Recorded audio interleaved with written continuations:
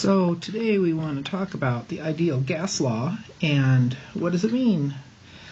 I have a couple of questions here. How does volume vary with pressure? So that's our first question. If we have a gas and we increase the pressure on that gas, let's say it's in a flexible container like a balloon or a piston or syringe of some sort, and we squeeze it, we decrease the pressure. In other words, we press on it less. If we decrease the pressure, the volume will increase. It will expand. If we increase the pressure, if we squeeze that balloon or that piston or whatever, the volume goes down. So that's pretty intuitive, I think. So we can say that these things are inversely proportional. As one goes up, the other goes down. As one goes down, the other goes up, and it's inversely proportional. In other words, it's a straight mathematical relationship of pressure times the volume equals some constant. So if P goes down, V has to go up. If V goes down, P has to go up, so that it will still equal the same number all the time. Okay, what about temperature? How does the volume vary with temperature? Well, if we heat a gas, the gas molecules will be banging around more because they're moving faster, and therefore the volume goes up. If we decrease the temperature and the molecules are moving slower, that will decrease how much pressure they are making on the container, and the outside pressure will squeeze the container down and decrease the volume. So these are directly proportional because as one goes up, the other goes down. As one goes up, the other goes up. Can't believe I just said that. All right, so directly proportional. As temperature goes up, volume goes up. As volume goes down, temperature goes down. They're directly proportional. This is only true if we use Kelvin temperature, however. We can say that volume divided by temperature equals K. If the numerator of the fraction gets bigger, the denominator has to get bigger too, or it won't equal the same amount. If we increase the denominator of the fraction, the numerator better get bigger too, so that it still equals K. What about N? What is N? N is number of moles. N is moles. I don't know why we don't use N for moles in other contexts, but with gases we certainly use the letter N to symbolize the number of moles we have. And what does it mean to have the change in moles? If we have a balloon and we blow it up about halfway, and then you blow on the balloon some more, in other words, you're putting more air into it, what happens to the volume? It goes up. If you let some of the air out, in other words, there's not as many molecules of gas in there, then the volume will go correspondingly down. And this is directly proportional. So we have talked about 4 different variables. We've talked about volume, pressure, temperature, and number of moles. Those are the 4 things that you can vary for a gas. All right? How much gas we have in there, what the pressure is on the container or inside the container, the temperature, and the volume of the container. Okay, so now if we combine all of these things, I didn't put this one down. Let me do this here. Volume divided by N, because it's directly proportional, is the same kind of relationship as temperature. Each one of these relationships has a name. This is Boyle's law, right?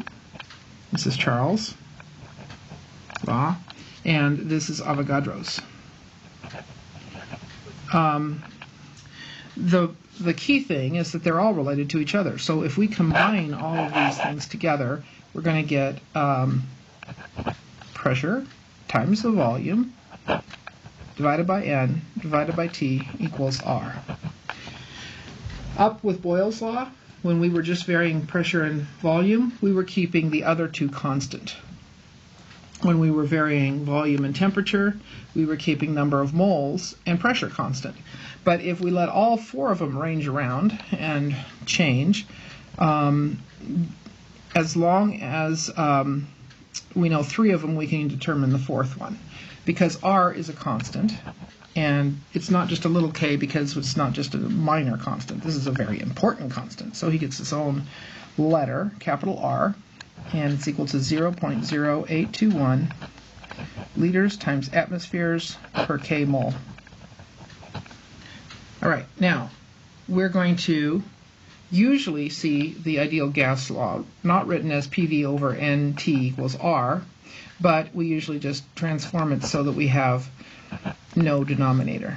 PV equals nRT. And we stick the R in the middle because mathematicians tell us we should alphabetize our variables or our letters, so we're going to do that. Now I've got a sample problem written down here towards the bottom of the page, so let's look at this. If we know the pressure, the temperature, we know the pressure, we know the temperature, and we know the volume, then we can figure out the last piece, N.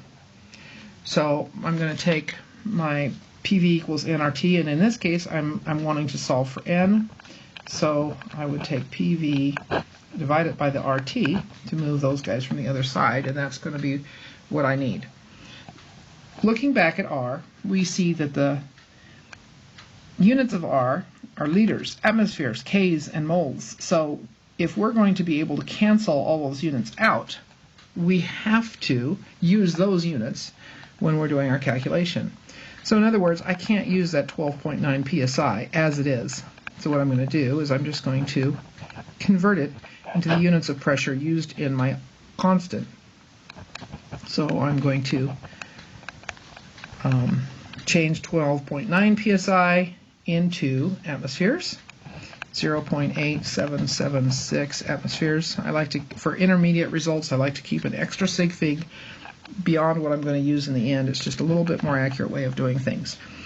Temperature is an interesting thing. It never works to use the Celsius temperature because Celsius temperature is not proportional to the energy, the kinetic energy of the actual molecules, but Kelvin is, because it starts at 0. There is no negative number in a Kelvin temperature scale, and so when we use the Kelvin temperature, we are then being proportional to the amount of energy that the molecules have, and then it works out really great.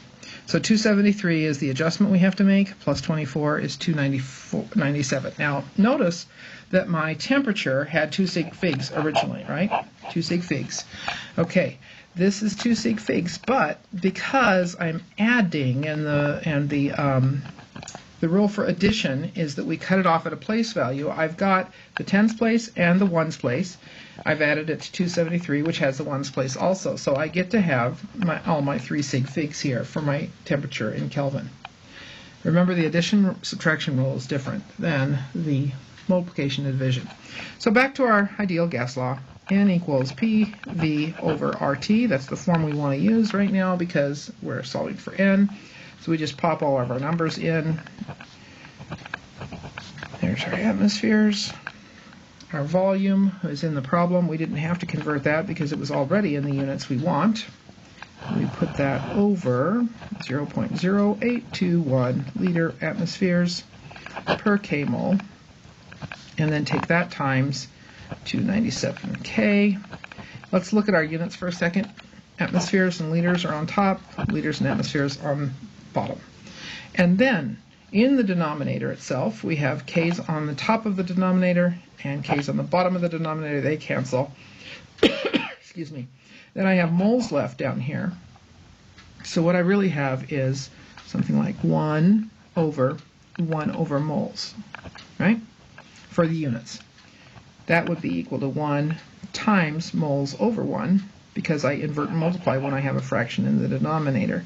So any units that are in the denominator of the denominator really are in the numerator, and so our answer is going to be in moles here. So plugging that into our calculator, we come out with 1.73 moles of gas.